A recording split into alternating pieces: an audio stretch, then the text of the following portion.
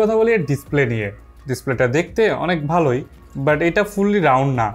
একটু খেয়াল করে বুঝতে পারবেন যে চারপাশে একটা সেমি স্কোয়ার টাইপের একটা ফিনিশ আছে, যা দেখতে খুব একটা ভালোও লাগে না বা খারাপও লাগে না।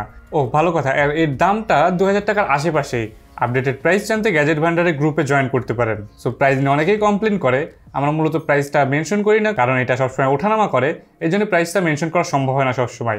সো আপডেটেড প্রাইস জানতে অবশ্যই ডিসক্রিপশন বক্স চেক করবেন। সো ডিসপ্লেটা মোটামুটি ভালোই, ব্রাইটনেসটা খুব ভালো ছিল। এই বাজেট রেঞ্জে কমপ্লেন করার মতো খুব বেশি কিছু দেখছি না।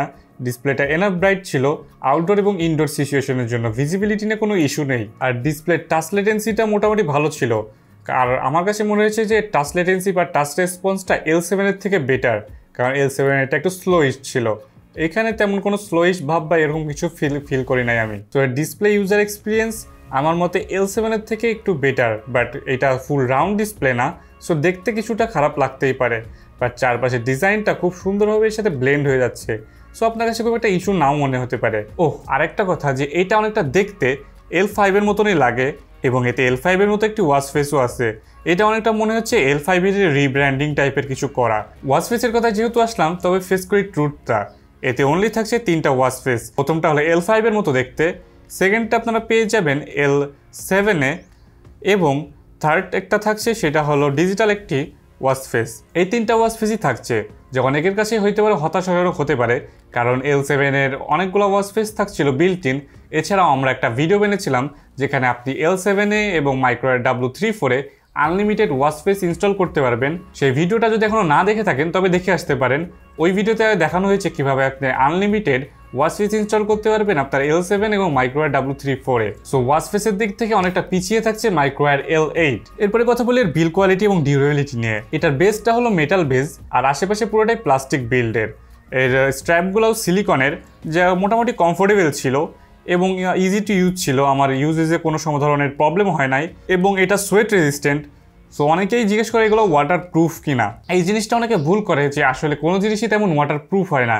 এটা একটা IPX বা IP রেটিং থাকে, যেটা হলো ওয়াটার রেজিস্ট্যান্ট বোঝায়, যে এটা কত মিটার বা পানির কত মিটার নিচে পর্যন্ত থাকতে পারবে, অথবা কতটুকু পানি বা এগুলো হ্যাসেল করতে পারবে। এটা কোনো মতেই ওয়াটার প্রুফ হয় না। সো এই জিনিসটা কেউ মনে করবেন না, এটা জাস্ট ওয়াটার রেজিস্ট্যান্ট। এবং আমি মনে করি এটা খুব ভালো ওয়াটার রেজিস্ট্যান্ট না, জাস্ট আপনার সোয়েট ট্রেড থেকে মুক্ত রাখবে আপনাকে।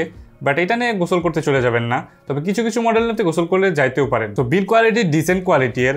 আন্ডার 2000 এর লুকসটা খুব ভালো, কিন্তু বিল কোয়ালিটি অ্যাভারেজের কাতারে ফেলা যায়। সো এবার আসি ফিটনেস ফিচার্সে, যেখানে আপনি পুরোটাই হতাশ হবেন।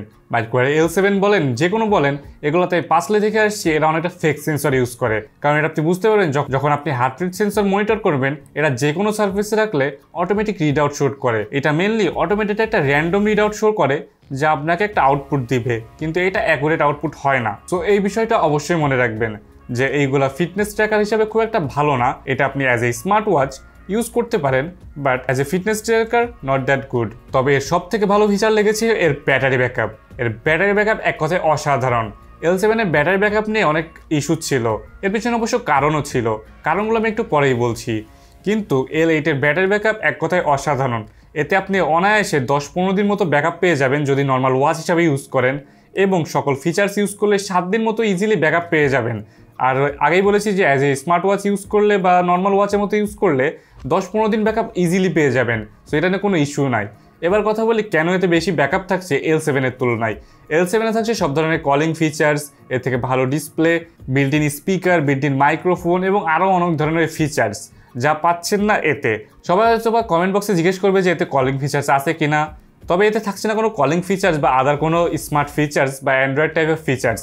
এটা যাচ্ছে আপনি নোটিফিকেশন দেখতে পারবেন, কলগুলো আসবে, কল নোটিফিকেশনগুলো দেখতে পারবেন, এই জাস্ট, এর বেশি কিছু না, নর্মাল টিপিক্যাল স্মার্ট ওয়াচ।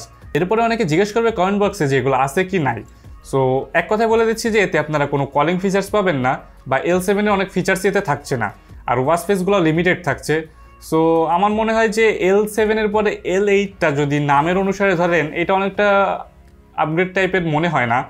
কিন্তু যারা নতুন একটি স্মার্ট ওয়াচ কিনতে যাচ্ছেন কম রেঞ্জের ভিতরে, এবং কলিং ফিচার্স এগুলো নিয়ে মাথা ব্যথা নাই, কিন্তু আপনার প্রয়োজন হলো ব্যাটারি ব্যাকআপ, তবে L8 হতে পারে আপনার জন্য একটি পারফেক্ট চয়েস। আমার কাছে মনে হয় যে এটা একটা ডিসেন্ট কোয়ালিটির স্মার্ট ওয়াচ, যা আপনাকে ব্যাটারি লাইফের সাথে সাথে অল অ্যারাউন্ড একটা অলরাউন্ডার পারফরমেন্স অফার করবে। সো আপনার যদি বাজেট থাকে আপনি অবশ্যই এল8 কিনতে পারেন। লাস্ট ডিসিশন আপনারই, কিনবেন কি কিনবেন না। আমার কাছে ডিসেন্ট মনে হয়েছে। সো এই ছিল মাইক্রোওয়্যার এল8 এর রিভিউ। আজ এ পর্যন্তই। আশা করি সবাই ভালো থাকবেন এবং সুস্থ থাকবেন। আবার নতুন কোনো ভিডিও নিয়ে আপনাদের সামনে হাজির হয়ে যাবো। Till then Rejon Ustad signing off. আল্লাহ হাফেজ।